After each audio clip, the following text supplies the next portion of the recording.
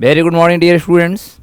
आप सभी का स्वागत है। आज से हमारी सेशन करंट अफेयर चालू हो रही है, तो आप सभी को जैन रोजगार क्लासेस आप सभी का स्वागत करता है और आप लोग जल्दी से जुड़ जाएं। आप किसी भी एग्ज़ाम की तैयारी कर रहे हैं, चाहे वो स्टेट पीसीएस हो, यूपीएससी हो, केंद्र सरकार की जो भी परीक्षाएं होती उसकी हो, राज्य स्तरीय एग्ज़ाम आप दे रहे हैं, किसी भी एग्ज़ाम के लिए आपको पता है कि करंट अफेयर कितनी महत्वपूर्ण होती है। करंट अफेयर उतना ही महत्वपूर्ण होता है, जैसे कहा जाता है, कोटेशन है ना, कि food is as necessary as air, यानी हवा, जितनी हवा हमें ज़रूरत होती है, जितनी भोजन ज़रूरत होती है, उसी तरह हमें हवा, यानी बिना हवा और बिना भोजन की तरह कोई जी नहीं सकता। ठीक उसी प्रकार हमें किसी भी कॉम्पिटिटिव एग्ज़ाम निकालने के लिए हमें ज़रूरत है करंट अफेयर का, यानी बिना करंट अफेयर का हम अपने एग्ज़ाम को निकाल नहीं सकते। तो आज हम लोग सेशन में अपने एपिसोड में शुरू करते हैं करंट अफेयर का, और इस करंट अफेयर में हम लोग आज से शुरू करेंगे नेशनल इंटरनेशनल जो हमारे न्यूज़ बनते आ रही है वो सारी चीज़ों पर बात करते जाएंगे। तो आज से लगातार आपकी करंट अफेयर भी चलेंगे, इंडियन पॉलिटी भी चलेंगे, यानी सारे क्लासेस जो हैं वो आपके क्लासेस जो है रन कर रही है। इसलिए आप ज़्यादा से ज़्यादा लोगों को बताएं, ज़्यादा से ज़्यादा अपने दोस्तों को बताएं जो खास तौर पे तैयारी कर रहे हैं, जिससे कि उनके एग्ज़ाम में सफलता का एक चार चांद लग सके और जेआरसी आपकी सफलता में एक योगदान दे सके। तो नमस्कार दोस्तों, फिर हम अपने एपिसोड की तरह शुरू होते हैं। आवाज़ का हमारा एपिसोड है करंट अफेयर, यानी इस करंट अफेयर में हम लोग डिस्कस करने जा रहे हैं। पहला आपका जो टॉपिक है उस टॉपिक को हम लोग रखते हैं कुछ क्वेश्चन के साथ, हम आपको एनालिसिस भी कराएंगे। तो देखें, चाहे तो आप पहले हो सकता है अटेम्प्ट भी ले सकते हैं, अटेम्प्ट के माध्यम से भी हम लोग पढ़ सकते हैं। तो जैसे कि पहला मान लिया जाए क्वेश्चन आपके सामने है, इमेजिन करेंगे, आप लोग पहले प्रयास करो, इसको हम एनालिसिस करेंगे। ठीक है, हम लोग इस क्वेश्चन को आप पहले एक बार जो है आप अटेम्प्ट लीजिए कि इसका आंसर क्या हो सकता है, उसके बाद इसको हम पूरी की पूरी एनालिसिस करेंगे, क्योंकि इस टॉपिक में जो आपको क्वेश्चन दिख रहे हैं, इस क्वेश्चन में बहुत सारे क्वेश्चन निकल करके आएंगे। तो हमारा पहला क्वेश्चन है कि जून 2025 में, ध्यान देंगे, जून 2025 की मैं बात कर रहा हूँ। जून 2025 में संयुक्त राष्ट्र सुरक्षा परिषद जो है, यानी यूएनएसी के अस्थायी सदस्यों के रूप में 5 देशों को चुना गया है। यानी अस्थायी जो देश हैं, इसमें 5 देशों को चुना गया है। इनमें से आपको बताना है कि कौन सा देश शामिल नहीं है।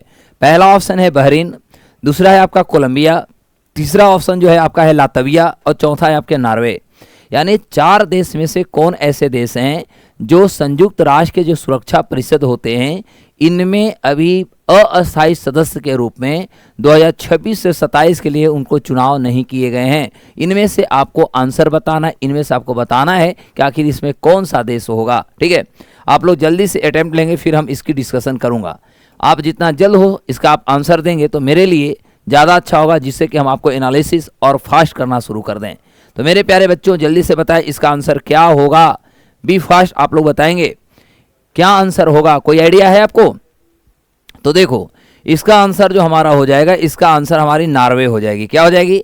इसका आंसर हमारा नॉर्वे हो जाएगा। ठीक है, यानी इसके आंसर की बात करते हैं तो इसका आंसर आपका डी होगा, और डी का आंसर आपका जो है ये नॉर्वे है। यानी सबसे पहली बात है कि जो जून 2025 में, ठीक है, जून 2025 में यदि देखा जाए तो संयुक्त राष्ट्र सुरक्षा परिषद के द्वारा जो की गई है, इसमें हम लोग बात करें। यानी आज का हमारा जो टॉपिक है वह है हमारा सुरक्षा परिषद में। टॉपिक हैशटैग मारता हूं, आज का हमारा टॉपिक है सुरक्षा परिषद में। सुरक्षा परिषद में 5 अस्थायी देशों की नियुक्ति, आज का हमारा टॉपिक यही है। ठीक है, आज का हमारा पहला जो करंट अफेयर का हेडलाइन है वह हमारा क्वेश्चन है, यानी टॉपिक है कि सुरक्षा परिषद में 5 अस्थायी देशों की अभी नियुक्ति किया गया है। अब यदि देखा जाए तो नियुक्ति का जो दिन रहा यह 3 जून 2025 की बात है। 3 जून 2025 को जो संयुक्त राष्ट्र है, तो हमारी संयुक्त राष्ट्र के, ध्यान देंगे, हमारी संयुक्त राष्ट्र के जो सुरक्षा परिषद है, इस सुरक्षा परिषद यानी यूएनएसी कहेंगे, तो संयुक्त राष्ट्र के सुरक्षा परिषद में 5 नए अस्थायी सदस्य जो हैं, 5 नए अस्थायी सदस्यों को नियुक्त किया गया है। ठीक है, नियुक्त किया गया है। अब होता है कि सर वो 5 देश नए कौन हैं जिनको संयुक्त राष्ट्र के सुरक्षा परिषद में इसकी अस्थायी अस्थायी सदस्यों के रूप में नियुक्ति की गई है। तो 5 देशों के बारे में यदि बाय द वे आपसे क्वेश्चन पूछता है सर इंग्लिश में, बेटा देखो हम लोग दोनों को देखेंगे लेकिन पूरा पूरा कंप्लीट इंग्लिश नहीं पॉसिबल हो पाएगी, ठीक है, क्योंकि पॉसिबल ही नहीं है सारे बच्चों को देखना है, ठीक है। तो इसमें माइनस बात थोड़ा बहुत आपको अंग्रेजी और सिक्योरिटी काउंसिल दिया हुआ है, और नॉर्मल चीज़ों को हम लोग अंग्रेजी और हिंदी दोनों करेंगे। 100% अंग्रेजी पॉसिबल नहीं है, क्योंकि माइनस बात है हमारा कोई एक स्पेशल लैंग्वेज का क्लास नहीं है, ठीक है, और है आपका बैच टारगेट। तो ये बातों को भी हम लोग को समझना होगा कि समय कम है और कम समय में आपको SSC CGL भी क्वालिफाई करनी है। तो जैसे हम इस बैरियर पे लगेंगे तो हमारे बहुत सारे कवर टॉपिक नहीं होंगे, इसलिए हमें कवर भी टॉपिक को करना है। समझ में आ रही है ना। और ये आपका GS सेक्शन है, तो GS सेक्शन आपको हिंदी और इंग्लिश में हो सकता है समस्या हो जाएगी, इसलिए थोड़ा सा आप भी कंप्रोमाइज़ करो, हम भी आप चलेंगे। तो चलते हैं अब आगे की बात करते हैं। तो ये जो सबसे पहला हमारा क्वेश्चन होगा कि जो 5 अस्थायी जो सदस्य बने हैं, ये 5 अस्थायी सदस्य कौन बने उनकी पहले हम लोग नाम कर लें, तब जाकर के हम लोग को आगे की बात करते रहेंगे, ठीक है। तो इसमें 5 जो नए सदस्य बनेंगे, तो 5 आप नए सदस्यों के नाम पहले लिख लीजिएगा। ये 5 नए सदस्य की जो नियुक्ति हुआ है, इसमें पहला बहरीन, ठीक है, 5 लिखते हैं। पहला आपका देश का नाम जो हो जाएगा वो बहरीन हो जाएगा, ठीक है। दूसरा आपको लातविया हो जाएगा। तीसरा देखेंगे तो कॉन्गो गणराज्य के नाम आपने सुना होगा, रिपब्लिक ऑफ कॉन्गो। मैं अंग्रेजी भी बोलूँगा तो कॉन्गो जो आपका गणराज्य है, यानी इसको अंग्रेजी में हम लोग बोलते हैं रिपब्लिक ऑफ कॉन्गो। क्या बोलेंगे? इसे आप रिपब्लिक ऑफ कॉन्गो बोलेंगे, ठीक है। उसके बाद आपका जो होगा कोलंबिया होगा और लाइबेरिया होगा, कोलंबिया, और एक आपका जो हो जाएगा वो लाइबेरिया हो जाएगा, ठीक है, लाइबेरिया। तो ये 5 जो देश हैं, इन 5 देशों को अभी संयुक्त राष्ट्र के जो हमारी सुरक्षा परिषद है, इस सुरक्षा परिषद के द्वारा इन्हें देखेंगे तो 1 जनवरी 2026 से लेकर इनका कार्यकाल 31 मार्च 31 दिसंबर, है ना, 31 दिसंबर 2027 तक चलेगा। यानी इनकी यदि बात किया जाए तो if we are discussing all about the tenure, तो इनका जो टीन्योर होगा ये 2 वर्ष के लिए होगा। कितने वर्ष के लिए? 2 ईयर्स के लिए होगा। और ये आपका टीन्योर सामने है, ये 1 जनवरी 2026 से शुरू होगा जो 31 दिसंबर 2027 तक चलेगा। क्लियर हुआ? 1 जनवरी 2026 से शुरू होकर के 2027 तक चलेगा। चूँकि आपको मैं बता दूं कि जो हमारा अस्थायी सदस्य होते हैं, इस पर भी हम डिस्कस करूंगा। अब होगा कि किसके स्थान लेंगे, तो माइनस 5 ऐसे देश हैं जो रिटायर हो रहे हैं, ठीक है, और ये जो 5 देश जो रिटायर हो रहे हैं उन्हीं के स्थान लेने वाले हैं। तो ये 5 देश कौन कौन है जो रिटायर होने वाले, ये भी आपसे क्वेश्चन पूछेगा। तो अल्जीरिया, गुयाना, ठीक है, इसमें रिटायर जो होने वाले हैं वो आपका अल्जीरिया है, आपका गुयाना के नाम आपने सुना होगा, ठीक है। तो इसमें अल्जीरिया है, आपका गुयाना के नाम सुना है, कोरिया गणराज्य है, सियरा लियोन है, ठीक है। तो कोरिया गणराज्य आप करेंगे, कोरिया गणराज्य आप करेंगे, सियरा लियोन, ठीक है, सियरा लियोन, ये सारे जो है देश के नाम है, ठीक है। तो ये अंग्रेजी और हिंदी दोनों नाम आपका सेम ही हो जाएगा, ठीक है। तो आपका हो जाएगा इसमें सियरा लियोन भी आ जाएगा। उसके अलावा यदि देखा जाए तो स्लोवेनिया हो जाएगा, स्लोवेनिया। तो स्लोवेनिया इस तरह से देखेंगे, स्लोवेनिया इस तरह से 5 गो देश जो हैं, ठीक है, ये 5 देश जो हैं ओवरऑल याद रखिएगा कि दिसंबर 2025 में, क्योंकि 1 जनवरी से टीन्योर शुरू होगा, तो दिसंबर यानी 31 दिसंबर 2025 को ये रिटायर्ड हो रहे हैं, ठीक है। ये देश क्या हो रहे हैं? रिटायर्ड हो रहे हैं। और या कह सकते हैं कि इनका जो टीन्योर 2 साल का था, ये कहेंगे कि अपना टेन्योर 2 साल पूरा कर लेंगे। तो मायने सी बात है, जब ये 2 साल टेन्योर पूरा करेंगे तो इसके बाद नए 5 सदस्यों की नियुक्ति होगी।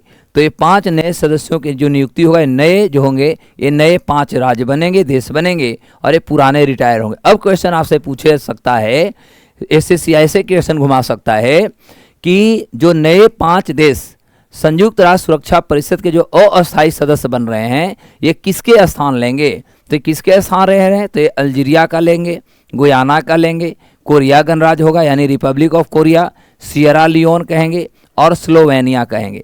तो ये जो 6 आपके 5 जो देश दिख रहे हैं, ये 5 देशों के जो जगह लेने वाले हैं, स्थान लेने वाले जो होंगे, उस देश का नाम होगा बहरीन, ठीक है, लातविया, कांगो, कोलंबिया और लाइबेरिया। तो ये 5 देश जो होंगे इनसे रिप्लेस्ड हो जाएंगे, इनके नाम से जो होगा ये 5 देश रिप्लेस्ड हो जाएंगे। क्लियर हुआ?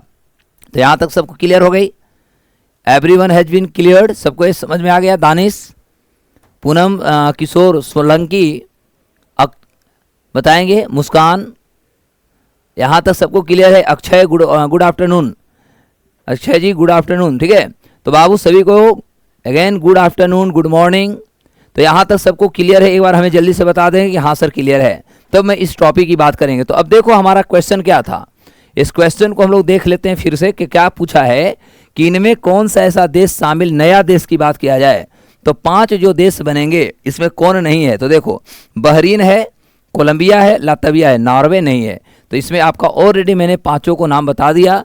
तो देखो इसमें बहरीन है, इसमें लातविया है, इसमें कोलंबिया है ना, लाइबेरिया है, ये है। लेकिन नॉर्वे का हमने कहीं चर्चा नहीं किया, यानी इसका आंसर में नॉर्वे नहीं होगा। समझ में आ गया सबको? समझ में आ रही है सबको? क्लियर है? अब आगे की बात करेंगे। तो संयुक्त राष्ट्र की जो हम लोग बात कर रहे हैं इसी पे भी लंबी बात चलेगी। तो ओवरऑल बाबू याद रखिएगा कि हम बात कर रहे हैं संयुक्त राष्ट्र का, है ना, संयुक्त राष्ट्र का सुरक्षा परिषद। तो देखो संयुक्त राष्ट्र की यदि सुरक्षा परिषद की बात करें तो आप सबसे पहले याद रखिएगा कि हमारी सुरक्षा परिषद जो है, यह सुरक्षा परिषद हमारा जो है संयुक्त राष्ट्र का ही एक अंग है। अब होता है कि सुरक्षा परिषद में जो हमारा परमानेंट जो होते हैं, तो ध्यान देंगे इसके परमानेंट जो मेंबर हैं, ठीक है, तो इसके टोटल परमानेंट मेंबर्स की संख्या जो है आपका 5 है। और इसमें याद रखेंगे नन परमानेंट की बात करें तो इसमें नन परमानेंट जो इसके मेंबर्स हैं, यानी जो सदस्य हैं, ये नन परमानेंट सदस्यों की संख्या इसमें टोटल 10 है। यानी यदि हम कुल की बात करें तो आप यहाँ पर कह सकते हैं कि इसके जो टोटल मेंबर्स होंगे, ये आपका टोटल सदस्यों की संख्या संयुक्त राष्ट्र का जो होगा ये टोटल आपका 15 होगा। क्लियर हुआ? अब एक चीज़ याद रखना है कि जो नन परमानेंट जो मेंबर होते हैं, जिसको आप टेम्परेरी मेंबर बोलते हैं, इनकी जो नियुक्ति होती है, ठीक है, तो इनकी जो बेटा नियुक्ति होती है, इनकी नियुक्ति 2 वर्ष के लिए होता है। कितने के लिए? तो इनको 2 वर्ष के लिए किया जाता है, ठीक है, लिए होता है। अभी दूसरी बात यह है कि अभी संयुक्त राष्ट्र में जो हमारा सुरक्षा परिषद है, इसकी अध्यक्षता यदि देखा जाए तो हम कह सकते हैं कि अभी अध्यक्षता पाकिस्तान को दिया गया है, और अब पाकिस्तान जो है इसकी अध्यक्षता कर रहा है। संयुक्त राष्ट्र सुरक्षा परिषद की बात किया जाए तो अस्थायी सदस्य होने के बावजूद अभी पाकिस्तान को मिला। भारत अभी तक 7 बार यानी 7 टाइम्स जो है वो भारत सुरक्षा परिषद की अध्यक्षता कर चुका है। अब याद रखिएगा कि सुरक्षा परिषद में यदि देखा जाए तो हमने पहले बताया परमानेंट मेंबर, तो फिर से मारा हूँ, तो इसके जो परमानेंट सदस्यों की संख्या है 5 है, हमने बताया है। पहला यदि देखा जाए तो अमेरिका, दूसरा देखेंगे तो यूके इंग्लैंड, तीसरा देखेंगे तो यूएसएसआर जिसको आप रूस कहते हैं, चौथा यदि आप देखते हैं तो आपका फ्रांस हो जाता है, ठीक है, और 5वां जो हो जाता है आपका चीन हो जाता है, चाइना हो जाता है। तो ये 5 जो देश हैं, ये 5 देश संयुक्त राष्ट्र का आप देखेंगे तो ये आपका परमानेंट मेंबर है, और ये 5 देशों के पास बेटा वीटो पावर है। क्या है? इनके पास वीटो पावर्स ऑलरेडी मिला हुआ है। अब देखा जाए तो अमेरिका, हम यदि यहाँ से यहाँ तक बात करें तो अमेरिका से लेकर यदि हम फ्रांस तक की बात करें तो ये 4 जो देश हैं ये सेकेंड वर्ल्ड वार के कहेंगे कि विजेता हैं, है ना। जो हमारा सेकेंड वर्ल्ड वार हुआ था इसके चारों के चारों जो हैं विनर्स हैं। चाइना का इस समय कोई इतिहास नहीं था, चाइना को कोई नहीं जानता था, बल्कि चाइना की आज़ादी 1949 में होता है। इसकी आज़ादी देखोगे तो इसकी आज़ादी 1949 में होता है, भारत की आज़ादी के 2 साल बाद होता है। लेकिन कहीं न कहीं उस समय हमारी वो आपकी गलती थी, हमारे नेता का नेतृत्व क्षमता में कहीं कमी थी। यही कारण था कि हम संयुक्त राष्ट्र में चाइना को घुसा दिए, और आज चाइना जो है भारत के लिए कहीं न कहीं दुश्मन बन के तैयार हो गया है। तो अब देखो, तो ये जो है 5 देश हैं, 5 देशों के पास वीटो पावर। वीटो पावर का मतलब क्या हुआ? वीटो पावर का मतलब हुआ कि जैसे मान लिया जाए कि संयुक्त राष्ट्र में अस्थायी जो होता है सुरक्षा परिषद के सदस्य भारत बनना चाहता है, लेकिन जैसे ही भारत बनना चाहता है तो भारत को सबसे पहले टोटल हमारे सदस्यों की संख्या 15 हो गई, तो इसमें जो हमारा वोटिंग होना चाहिए, ध्यान देना, इसमें जो हमारा वोटिंग होगा वह हमारा 9/15 से होगा, यानी 9/15। और ये 9 जो होंगे, ये 9 को 2 भागों में बांटना होगा। 9 में 5 जो होंगे वो परमानेंट मेंबर हो जाएंगे, और जो आपका बच गया कितना, तो 4 ये नॉन परमानेंट मेंबर होंगे। क्लियर हुआ?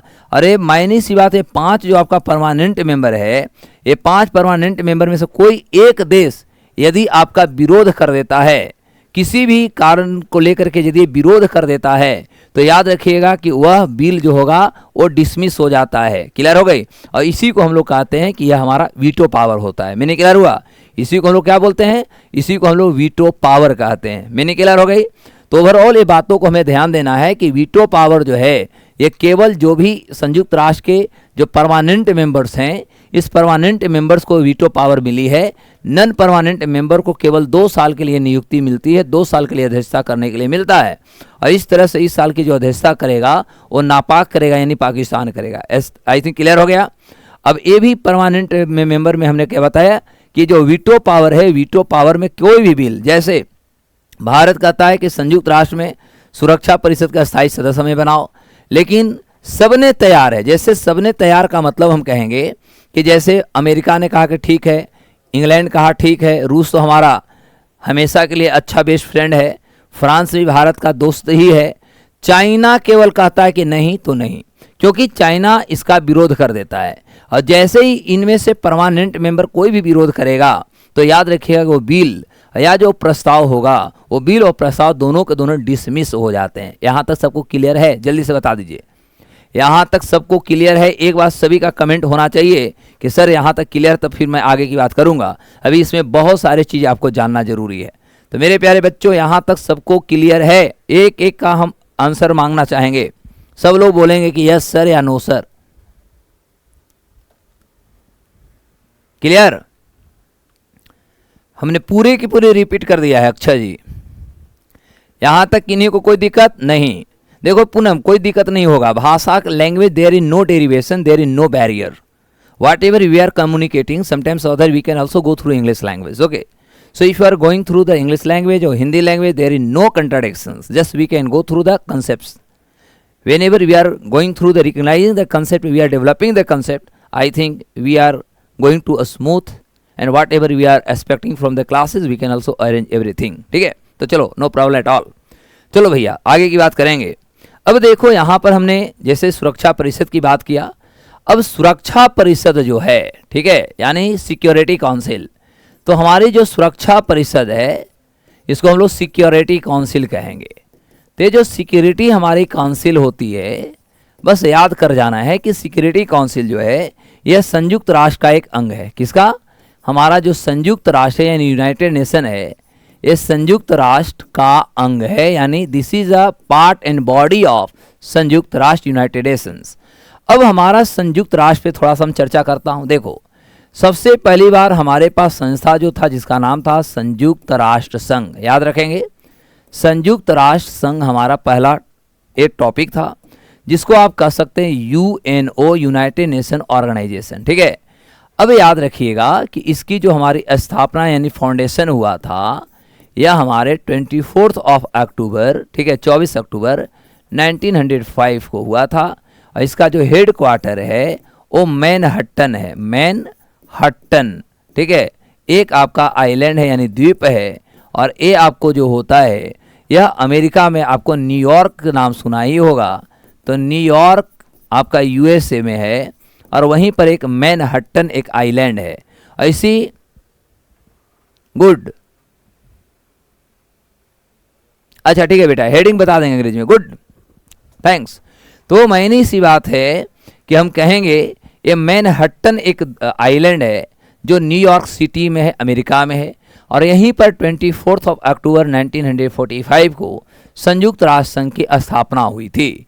अब होता है कि संयुक्त राष्ट्र जो यहाँ पर संघ दिख रहा है, यानी हम कह सकते हैं संघ, और अंग्रेजी में इसको कहेंगे ऑर्गेनाइजेशन।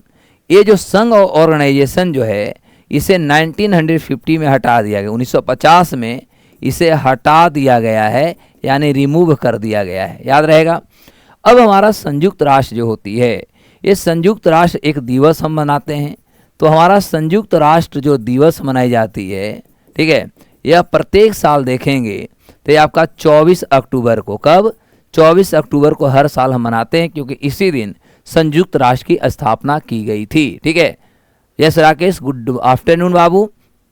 अब होता है कि संयुक्त राष्ट्र की यदि ओवरऑल हम चर्चा करें तो आप याद करना है आपको ये कि संयुक्त राष्ट्र की यदि बात किया जाए, ठीक है, तो संयुक्त राष्ट्र की स्थापना करने का जो प्रमुख हमारा उद्देश्य था, यानी I am discussing all about the objectives, तो इसका मुख्य जो उद्देश्य था वह था शांति स्थापित, यानी पीस इस्टेब्लिशमेंट कर सकते हैं, शांति स्थापित करना, ठीक है, पहला कारण था। दूसरा यदि हम कारण की बात करें तो जो मानवाधिकार होता है, यानी ह्यूमन राइट्स होता है, तो ये मानवाधिकार, ठीक है, मानवाधिकार का संरक्षण करना, यानी to protect the human rights, संरक्षण करना इनका काम था। देश में कर सकते हैं शांति स्थापित करने के उद्देश्य से संयुक्त राष्ट्र जैसी संस्था का हमने निर्माण किया था। अब इस आधार पर यदि देखें तो हम कह सकते हैं केवल संयुक्त राष्ट्र के आधार पर आप डिस्कस करेंगे आज। तो देखो बाबू, संयुक्त राष्ट्र में जो हमारा स्थापित सदस्य थे, यह स्थापित सदस्यों की जो संख्या था यह टोटल 51 था, ठीक है, और 51वां जो सदस्य था, 51st जो था, उस देश का नाम था पोलैंड, यानी पोलैंड इसके 51वां सदस्य थे। और भारत यदि देखा जाए तो भारत हमारा ब्रिटिश इंडिया के रूप में, ठीक है, ब्रिटिश भारत के रूप में एक स्थापित सदस्य है, एक फाउंडिंग कर सकते हैं स्थापित सदस्य है। India is a founding member of United Nations because organisation has been removed in 1950, 1950 में इसको हटा दी गई है। अब होता है कि यदि हम वर्तमान की बात करें तो वर्तमान जो सदस्य इसके हैं वह वर्तमान सदस्यों की संख्या 193, 193 है। और 193वां क्या है तो 11 जुलाई, ठीक है, 11 जुलाई 2011 को, ठीक है, दक्षिण यानी साउथ सूडान तो सुना होगा। तो जो साउथ सूडान है, ये साउथ सूडान आपका जो है 193वां सदस्य बना। क्या वहाँ 193वां सदस्य जो बना वो साउथ सूडान 11 जुलाई 2011 को बना। अब हम सभी को पता है कि 11 जुलाई हम एक अंतर्राष्ट्रीय जनसंख्या दिवस मनाते हैं। Is it clear?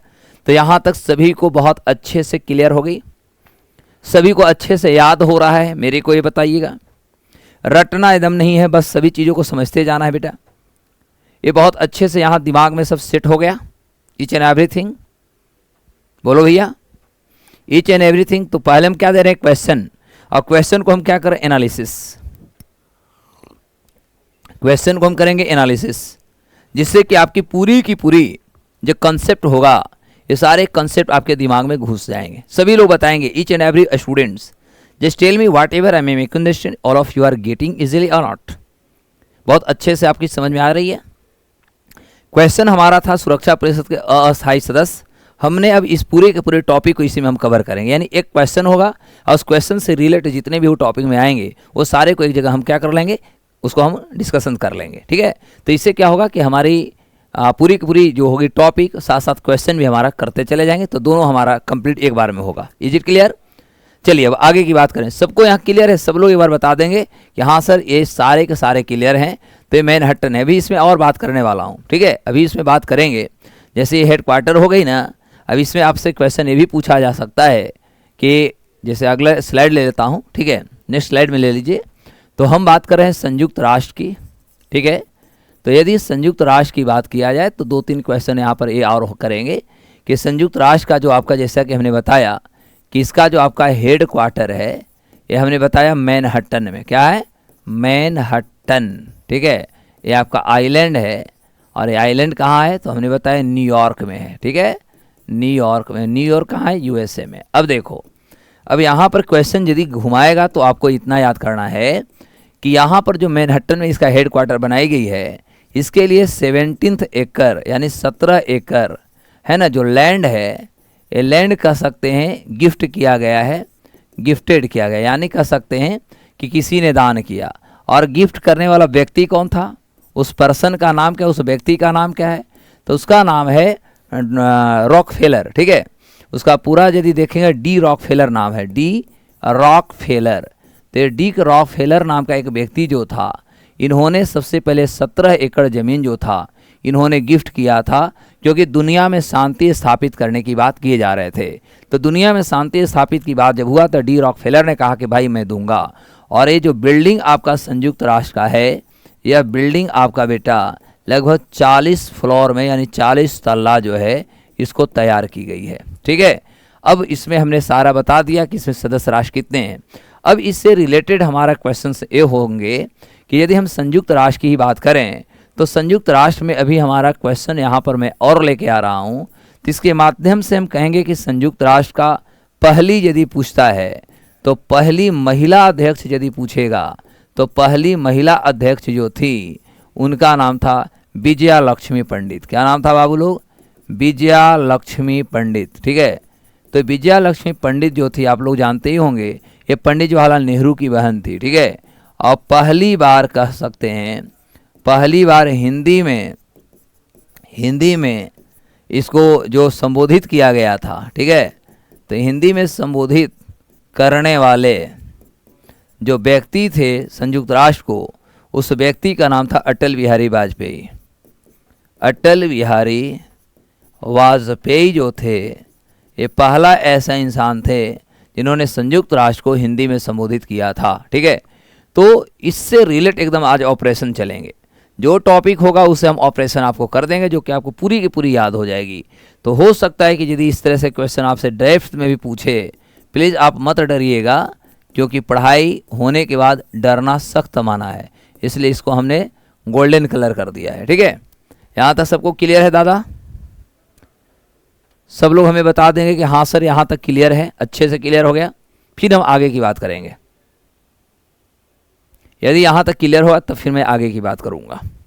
Now clear?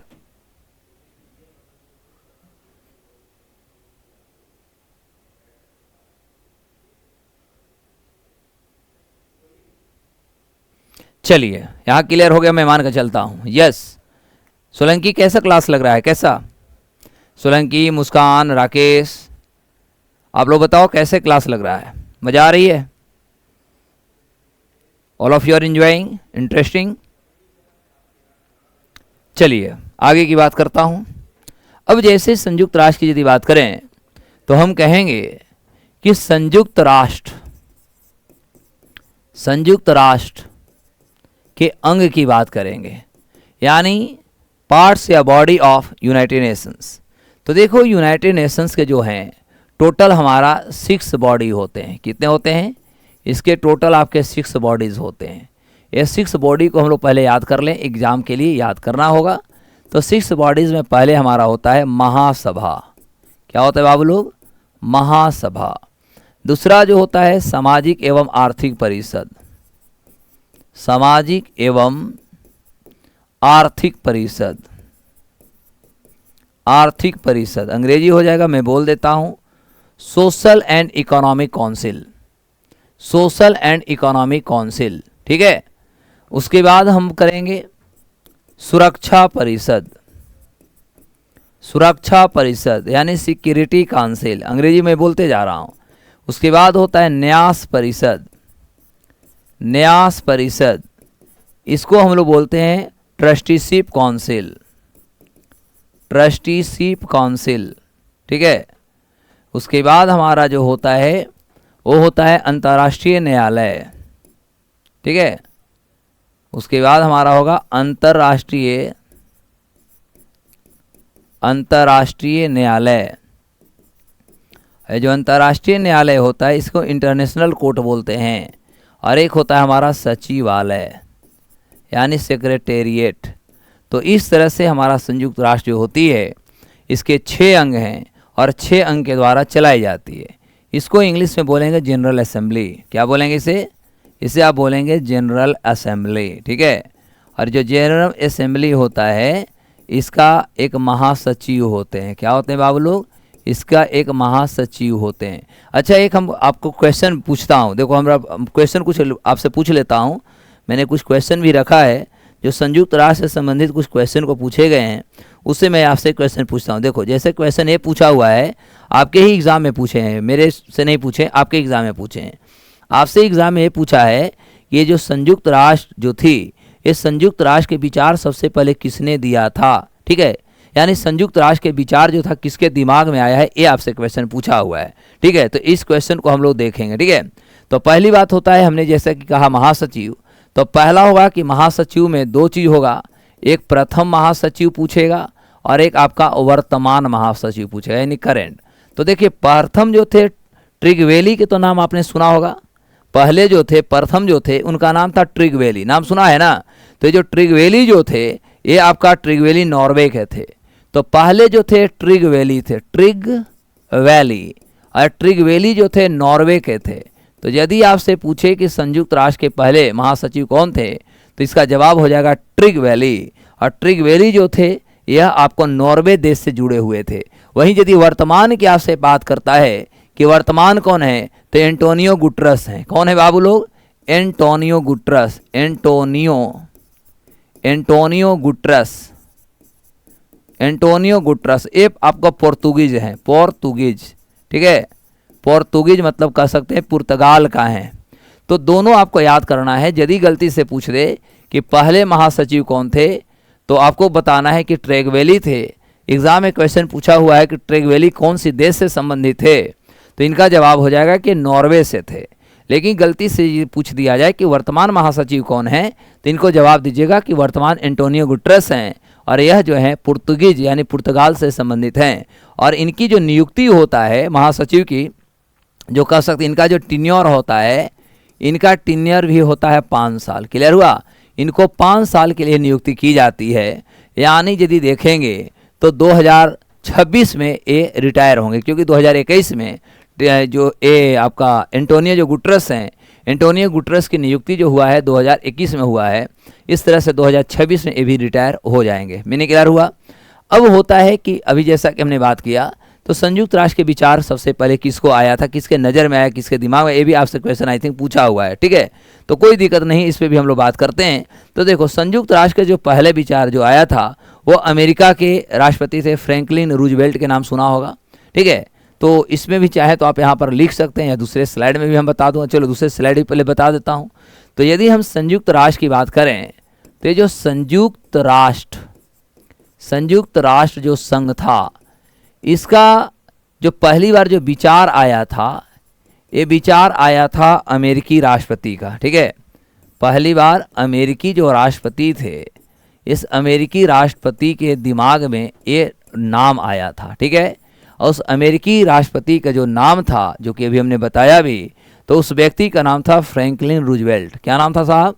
Franklin Roosevelt. तो फ्रैंकलिन जो रूजवेल्ट थे, ठीक है, इनके दिमाग में आया था। और एक और थे आपका इंग्लैंड के प्रधानमंत्री, प्राइम मिनिस्टर विंस्टन चर्चिल, ठीक है, विंस्टन चर्चिल। तो ये दोनों ने पहली बार कहेंगे कि संयुक्त राष्ट्र की स्थापना में दोनों का सबसे प्रमुख योगदान माना जाता है। और इस तरह से इन्होंने संयुक्त राष्ट्र की स्थापना इन्होंने किया था। संयुक्त राष्ट्र से पहले यदि देखिएगा तो इससे पहले एक संस्था थी, ठीक है। और उस संस्था का निर्माण किया था प्रथम विश्व युद्ध के बाद, यानी फर्स्ट जो वर्ल्ड वार हुआ था, तो फर्स्ट वर्ल्ड वार के बाद इसकी स्थापना हुई थी। और उस संस्था का स्थापना 1919-20 कहेंगे, ठीक है। तो 1990, 1920 कहेंगे। 1919, 1920 में संस्था का निर्माण हुआ था, जिसका नाम था लीग ऑफ नेशन। क्या नाम था? League of nation. और लीग ऑफ नेशन की स्थापना करने का जो मुख्य उद्देश्य सरकार के थी वह था, या अंतर्राष्ट्रीय स्तर पर जो स्थापना करने के पीछे रीजन था, वह था कि जिस तरह से फर्स्ट वर्ल्ड वार हुए हैं, in the future second world war नहीं होगा। लेकिन फिर आपने देखा कि 1939 से 1945 तक हमारा सेकेंड वर्ल्ड वार भी हो जाता है। तो इस प्रकार से कह सकते हैं जो लीग ऑफ नेशन था, ये लीग ऑफ नेशन अंतर्राष्ट्रीय स्तर पर ये अपने लक्ष्यों को प्राप्त करने में या जो इनका जिस उद्देश्य के साथ इसकी स्थापना की गई थी, अपने उद्देश्यों को ये फुलफिल करने में कहीं ना कहीं फेलुअर रहा था। और यही कारण थी कि लीग ऑफ नेशन को हटा करके 1945 में संयुक्त राष्ट्र संघ की स्थापना कर दी गई थी। Is it clear? तो बाय द वे क्वेश्चन आपसे ये पूछता है कि संयुक्त राष्ट्र संघ से पहले विश्व में शांति स्थापित करने के लिए कौन सी संस्था था, तो उसकी जवाब आप क्या दीजिएगा? तो उस संस्था का नाम था league of nation. Is it clear? क्या नाम था बुआ? League of nation. यहां तक सबको क्लियर है? तो बाय द वे पूछे ये विचार पहले कौन दिया था, तो आपको याद हो गया फ्रैंकलिन रूजवेल्ट जो अमेरिका के राष्ट्रपति थे और विंस्टन चर्चिल, ये दोनों के ही सहयोग से कह सकते हैं कि पहली बार संयुक्त राष्ट्र जैसी संस्था का निर्माण किया गया। Is it clear? अब इससे भी रिलेटेड हम एक बार में सारे ऑपरेशन अभी कर देता हूं, लेकिन अभी पीछे देखते हैं।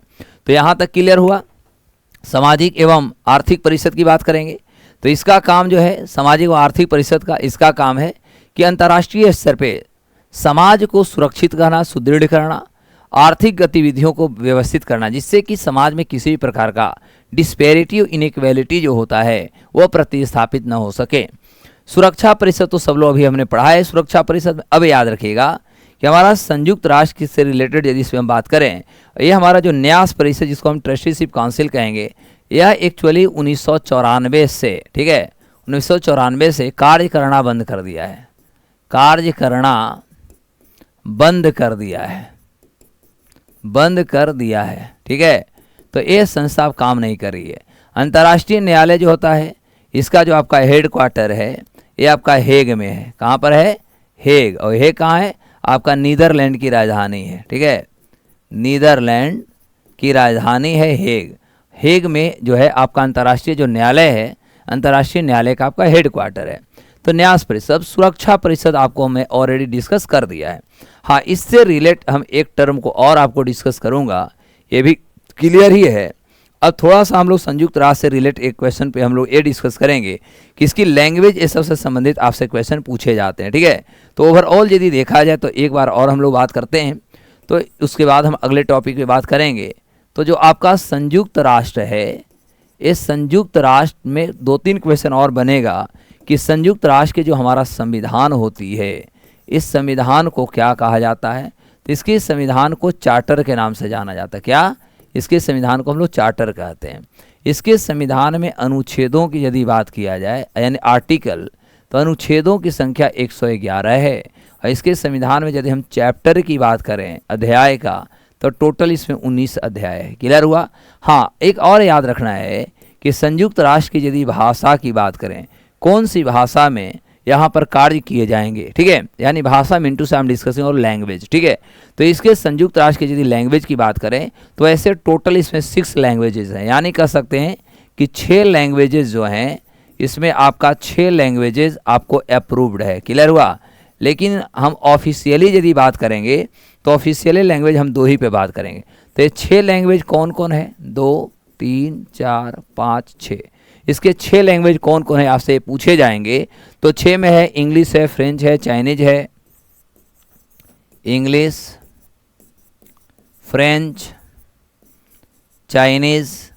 चाइनीज को आप मंदारिन भी कहीं कहीं मिलेगा, तो इसलिए आप मंदारिन भी समझिएगा, ठीक है।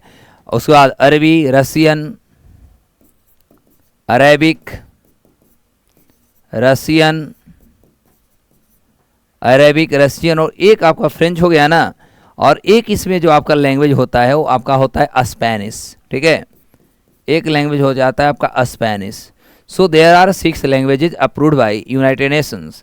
इसमें 6 लैंग्वेज को अप्रूव किया गया है, इंग्लिश, फ्रेंच। और इसमें एक चीज़ याद रखिएगा कि हमारा जो ऑफिशियल लैंग्वेज है, ठीक है, यहाँ पर जो ऑफिशियल लैंग्वेज है, तो ऑफिशियल लैंग्वेज कहेंगे ओनली 2, ओनली 2, केवल 2 है। और 2 कौन है? एक आपका जो है ऑफिशियल लैंग्वेज में आप देखेंगे तो एक आपका इंग्लिश है, ठीक है साहब, और एक आपका फ्रेंच है। यानी इंग्लिश और फ्रेंच में ही यहाँ पर काम किए जाते हैं, ठीक है। जो भी आपको काम कराने हैं, जो भी आपको ऑफिशियली काम लेना है, वो सारे आपको या तो इंग्लिश में कराना है या तो आपको फ्रेंच में कराना है। ऐसे अप्रूव्ड लैंग्वेज की बात करें तो इसमें मान्यता प्राप्त भाषाओं की संख्या जो है वह टोटल 6 लैंग्वेज हैं। तो I think each and everything has been remembered. पूछेगा कि संयुक्त राष्ट्र के संविधान को क्या कहते हैं, तो चार्टर कहते हैं। इस चार्टर में 111 अनुच्छेद हैं, आर्टिकल्स हैं। चैप्टर की संख्या टोटल 19 है। इसमें 6 लैंग्वेज को अप्रूव्ड किया गया है संयुक्त राष्ट्र में। इंग्लिश है, फ्रेंच है, चाइनीज, अरेबिक, रशियन और स्पेनिश। लेकिन ऑफिशियली यदि हम बात करें तो ऑफिशियली हमें काम करने के लिए 2 लैंग्वेज है, इंग्लिश और फ्रेंच। Is it clear? यहाँ तक सबको क्लियर हो गया? पूरी ऑपरेशन हमारी समाप्त हो गई क्वेश्चन का। All of you are ready? This operation has been finished. तो एक बार बता देंगे सब लोग कमेंट करेंगे, तभी हमें समझ में आएगी कि each and every one is getting cleared. हमें जल्दी से बताएंगे कि हाँ सर हमें सबको समझ में आ गया।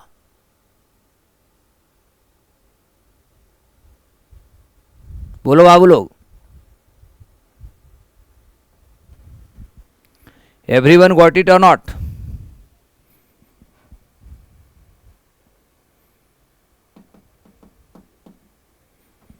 B fast. जब तक आप लोग बोलेंगे नहीं तब तक मैं आगे बढ़ूंगा ही नहीं, क्योंकि पढ़ाई के साथ साथ हमें चाहिए कि हाँ सर हम आप पूरी अच्छे से हम समझ चुके हैं, तब जाकर के मुझे मज़ा आएगी और तब जाकर के हम आगे की क्लासेस को स्पीड कर सकूंगा। तो बोलिए भैया, सब लोग क्लियर हैं? मुस्कान, पूनम, यस क्लियर्ड एवरीवन। कुछ लोग बोलते हैं, कुछ लोग शांति से बैठे रहते हैं। अच्छा ठीक है sir, I will do something, I will करेंगे, पूछेंगे। ऐसा साहब नहीं होता है, ठीक है?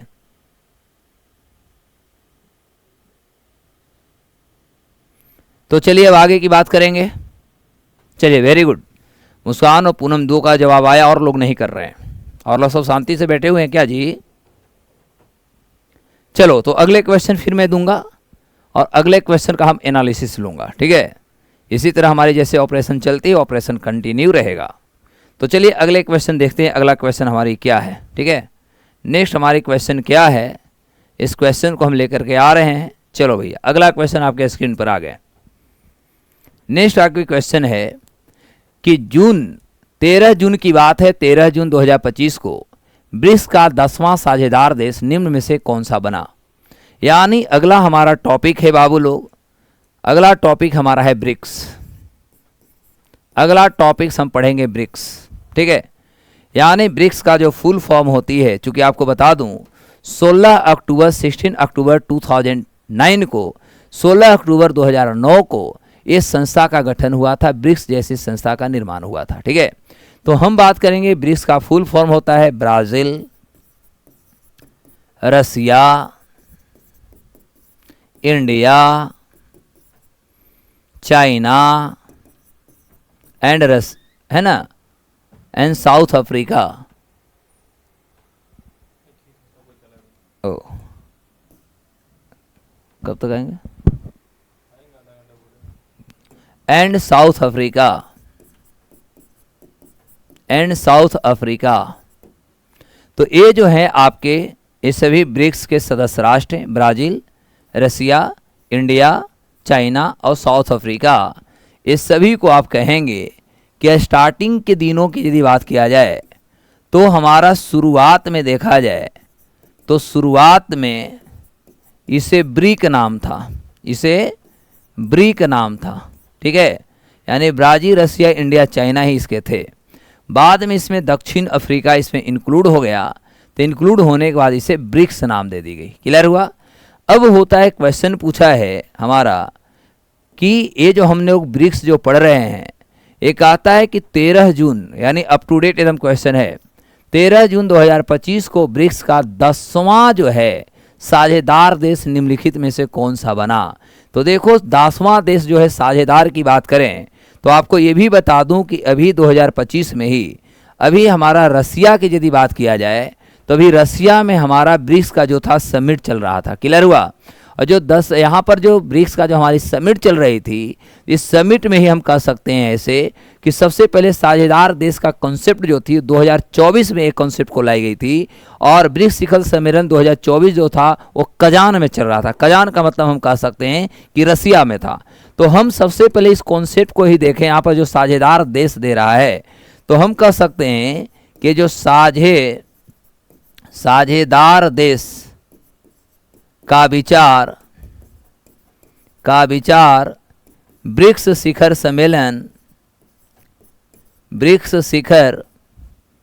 सम्मेलन कजान रूस 2024 में शामिल किया गया था। यानी जो कजान में हमारा इसका जो बैठक हुआ था, कजान यानी रूस में जो बैठक 2024 में हुई थी इसका सम्मेलन का, वहीं पर पहली बार साझेदार देश का विचार जो था, इस विचार को हमने सम्मिलित किया था। यानी पिछले साल ही सम्मिलित किया था और इस साल हम इस कॉन्सेप्ट पे हम काम करना शुरू कर दिए। तो इसमें हमारा साझेदार जो देश हो जाएगा वो आपका सी होगा, जिसका नाम है वियतनाम। क्या नाम है बाबू लोग? वियतनाम। यानी वियतनाम को जो है इसमें हम क्वेश्चन के अनुसार कौन सा देश है जिसे 10वां साझेदार देश बनाया है, तो 10वां जो साझेदार देश हमारी बनी है उस देश का नाम है वियतनाम। क्लियर हुआ? क्या नाम है बुआ? वियतनाम। अब हम लोग एक एक टॉपिक की बात करेंगे।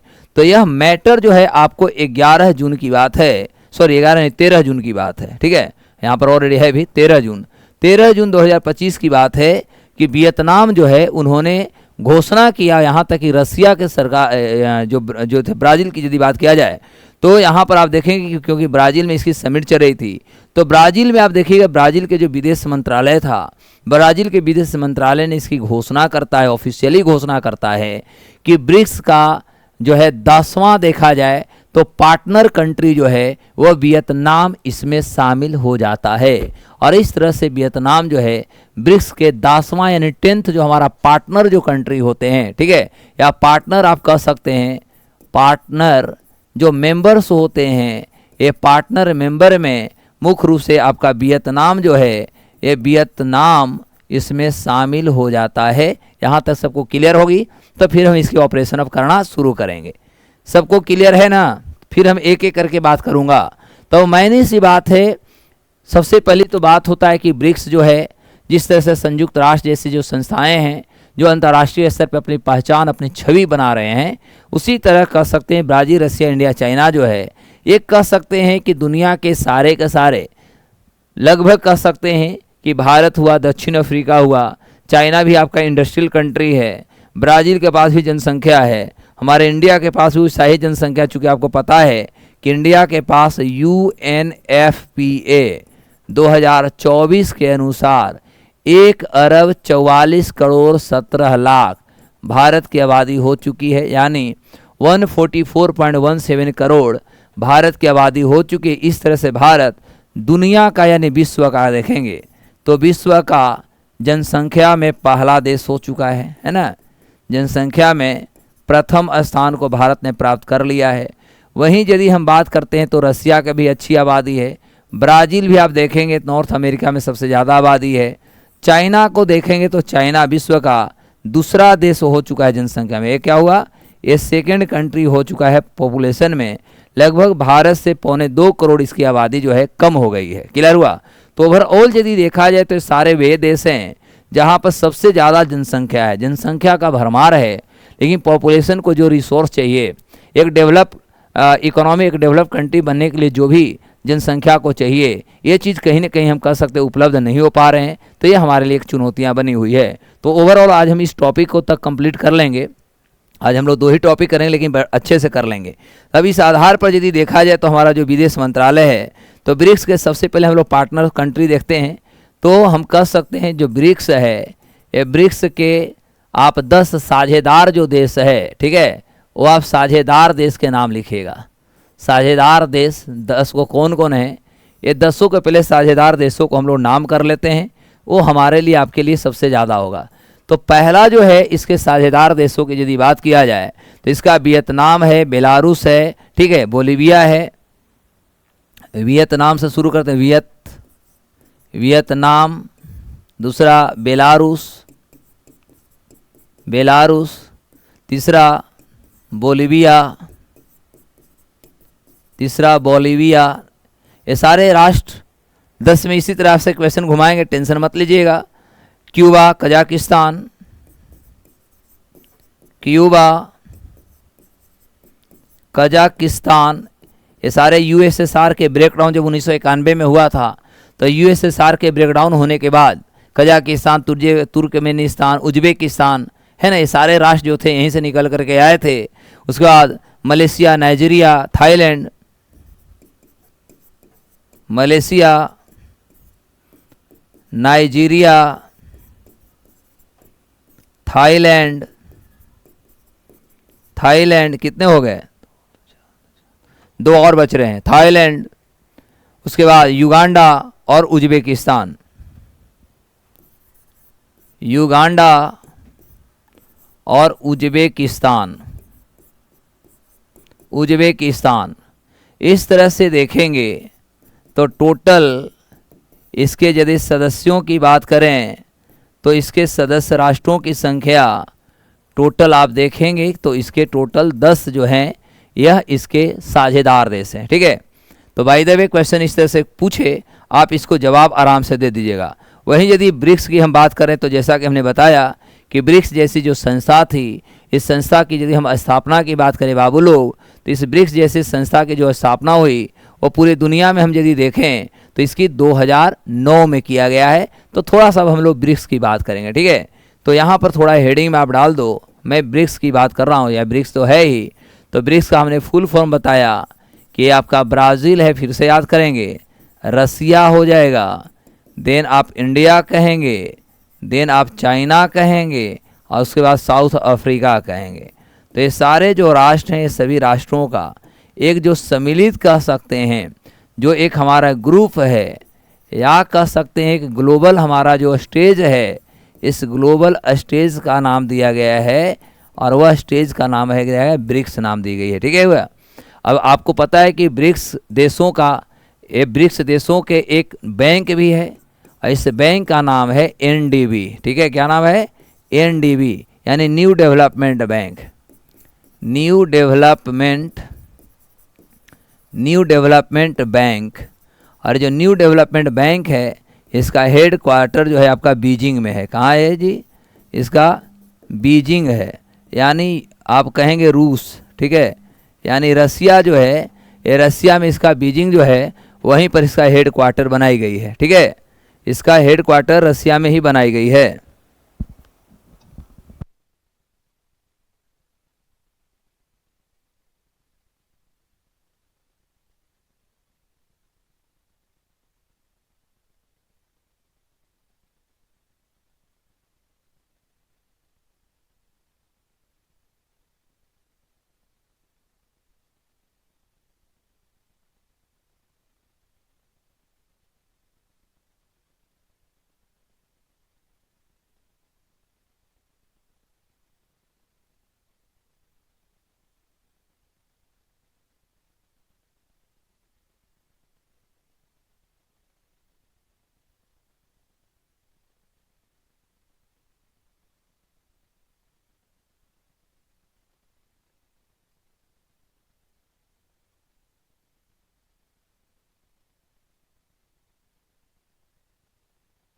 Student sorry. ठीक है, यहाँ तक सबको क्लियर हो गया है? जल्दी से बोल देगा हाँ सर यहाँ तक क्लियर, फिर हम आगे की बात करूँगा।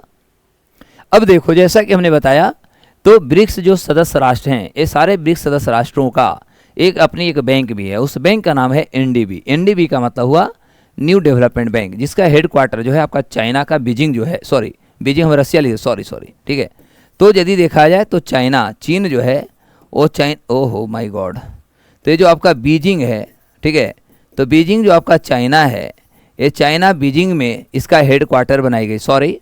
ठीक है, तो चाइना जो आपका बीजिंग है, तो बीजिंग चाइना में है, वहाँ पर आपका एनडीबी जो है, आपका न्यू डेवलपमेंट जो बैंक है, ये न्यू डेवलपमेंट बैंक की यदि देखा जाए तो इसकी स्थापना कर दी गई। अब थोड़ा सा हम लोग इसमें एक एपिसोड को और लेंगे और फिर से हम लोग ब्रिक्स के बारे में चर्चा करते हैं एकदम आराम से।